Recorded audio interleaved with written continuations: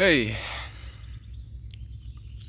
so I'm on my first adventure with the mountain bike. See, I got my gator and my safety equipment. Probably look pretty safe, don't I? But I don't know what I'm doing. I think I have escapism, and I think that because since I graduated high school and started doing my own thing, I've always lost attachment too easy, too quick. I give up on the good things that I got going for me.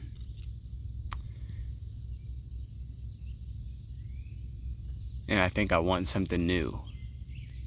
And maybe, that came into play because as a young gun, we moved around a lot, and I never had one place to call home for a long time. Maybe since I've graduated, I bought a van and I traveled around, and that was my home. But it only felt like home because I was able to share it with someone, and maybe that's not escapism. Maybe that's just lonely. I don't know. I have no idea. I'm still trying to figure things out, and especially about myself. I think that's where this adventure is coming into my life and telling me I need to take it. One day I'll figure out what I've been looking for. But how far is that, How long is that gonna take? And am I prepared to wait? Am I mentally able to have the patience? That I don't know. I'm at a point where patience isn't an option in my mind. I want to make it move, and I want things to change and feel better, but how do you do that? How do you do that? I don't know. I'll figure it out one day.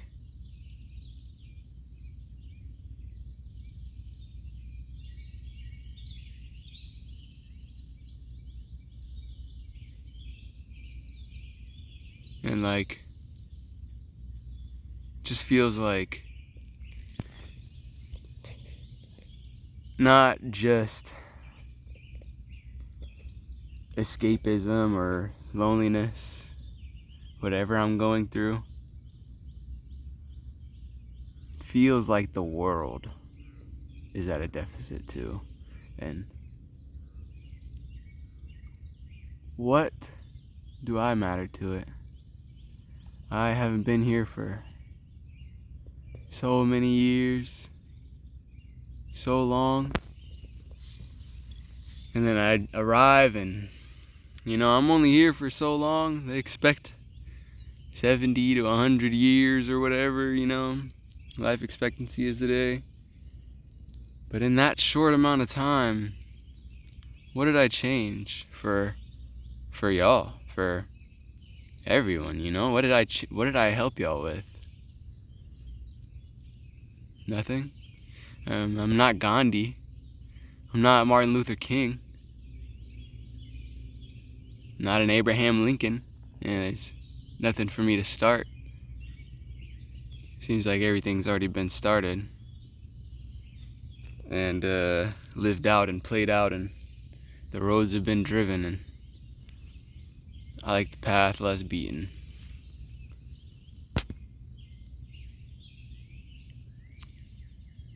I mean, I guess I really just don't like what everyone else views to be life. I don't want a house or car, even. Like things to tie you down, to put your name on paper just so they can say it's yours. They're the biggest problem with all of that. It's just much simpler whenever you don't have someone telling you what you can and can't do.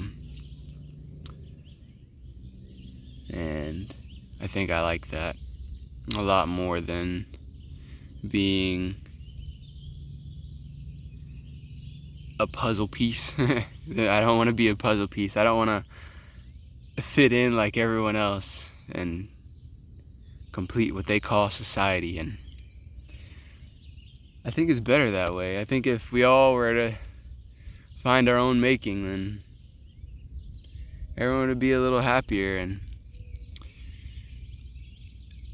maybe we wouldn't have hunger, famine, fucking, poverty. I've lived in poverty my whole life.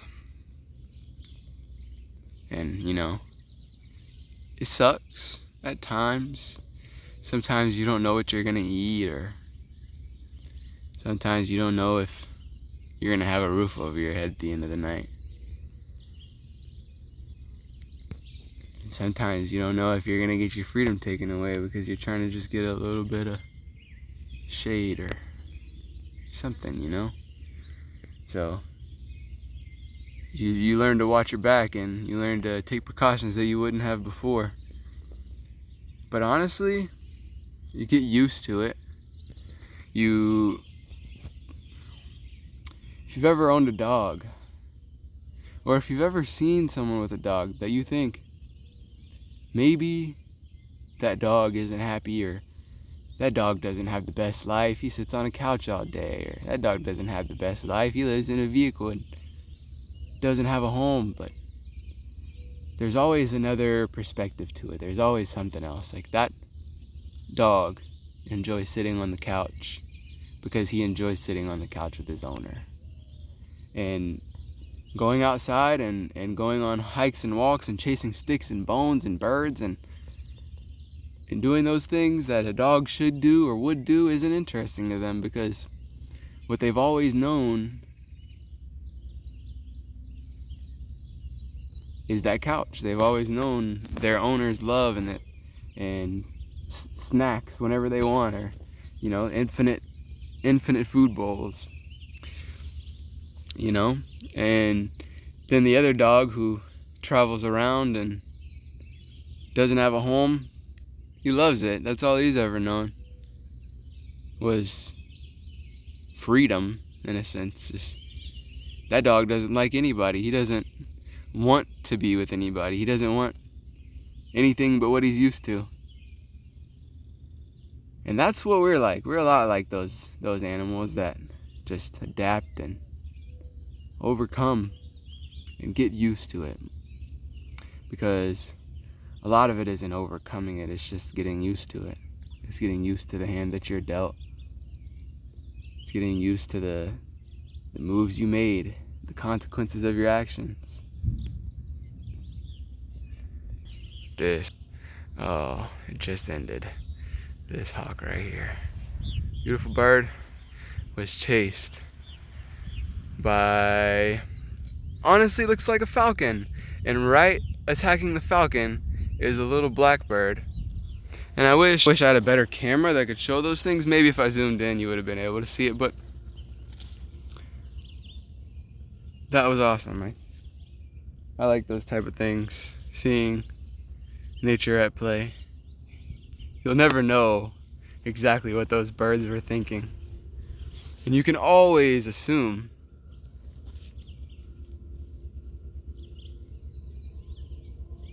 But you only have your perspective.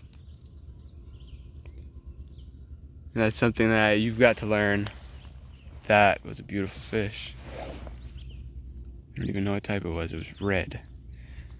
I've never seen a red fish like that. You could hold on to your perspective.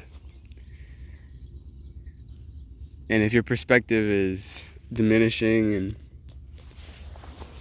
just negative, then you won't find love or peace in yourself. You won't find gratitude in the things that are around you. You won't be grateful. But you will be comfortable. You can be comfortable anywhere. You can be used to being alone, or being with someone, or whatever you get used to. But what really matters is human connection. It does. We weren't created, and I say that not in a sense of created by someone else, because I don't know if I believe in that. I just mean in the sense we are here as mammals, as species of the earth, like everything else, to repopulate and control our environments. And though we have more free will and opportunity than other animals on earth, we don't know how to do that. Our instincts tell us the wrong things, because our instincts are clouded by judgment and love. And even though that's something that we need to continue as a species, that's something that brings down the most of us. Love for something. Whether it be love for religion or land. Love for peace or solidarity, or love for community. It's always created trauma and war, disease.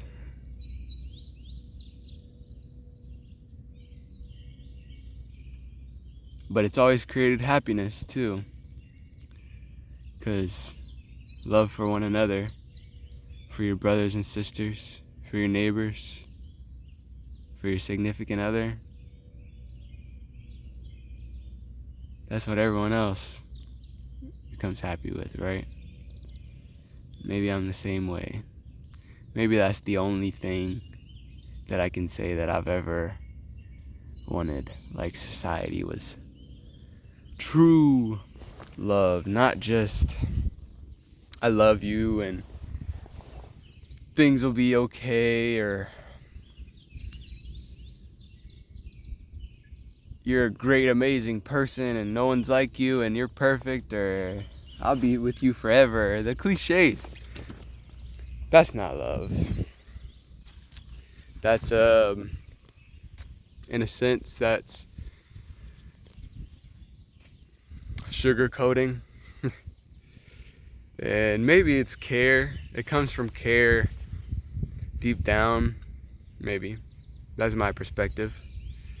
Truthfully, I do think some people do care, and their sugarcoating comes from a good place, but it's not a good place.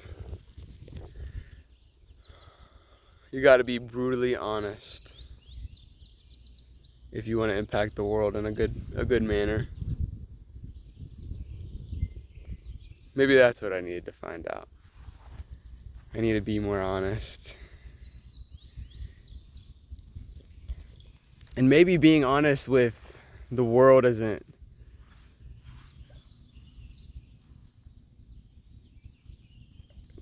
maybe being honest with the world isn't what I need. Maybe being honest with myself is what I need. And I know that's probably not a maybe. It's more so it is what I need. And maybe sitting here talking to myself was groundbreaking for me. I don't talk to myself. I hardly talk to people, but I have recently. And I've opened up and I noticed something about myself. I can talk. I can keep going and never shut up. And I think a lot of that has to do with right now that I'm going through some tough times mentally. I'm at the worst battles I've ever been with myself, you know. And I guess at points talking to people made me feel like I could escape that, but it didn't. At this point, talking to myself has been maybe it's temporary, but talking to myself has been the most beneficial thing I've done yet. And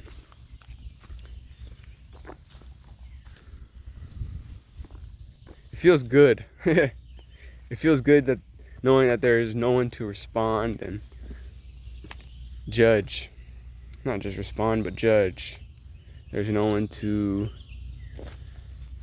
make you feel different than what you need to. And I imagine the person who came out and built whatever it is feels pretty similar. I hope I'm not walking up on them and waking someone, but yeah, it's not that big. It's very interesting though. I wonder why. I would bet almost that these things are here for a later time in the year. I don't know what the Febreze is here for. You know, you get stinky being out in the woods. You know, I know. But maybe here for a later time in the year to dry out for firewood. I know this stuff is really good. This was one of my favorite firewoods. Just throw a big piece of rotten tree, as long as it wasn't too wet, into the fire, and it'll break up into some small pieces, and you can put those small pieces right next to the fire and use them as like a little plate for coals. Like say if this one broke in half, you'd have this section, and you could use that, put coals on top of it, move a fire to another area, and you pretty much are already set up. Your thing's dry and it's just gonna burn down, and all you have to do is put a little bit of air to it, some more sticks, and then some soup, some canned soup, because that's what I survived off of for the longest. I love places like this. And this is just so gorgeous. Like, you go from, well, this isn't very common, these type of things. I mean, this is from people walking here, and normally the floor would look something like this, but you walk out and just a beautiful river, stream, creek, whatever. This is what we should see every day. This is, for me, the most at home I've ever felt. And I hope that I can see something like this every day. And if I do, just know that whatever goes on after that point was, one, for the best, and two, what I wanted.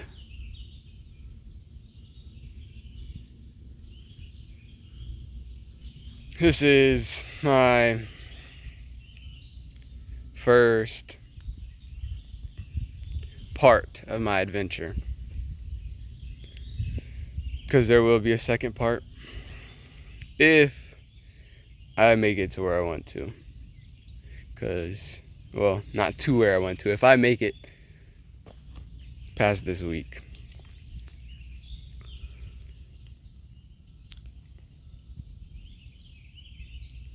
And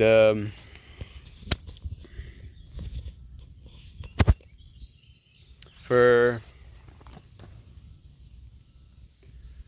that one person, you know who you are.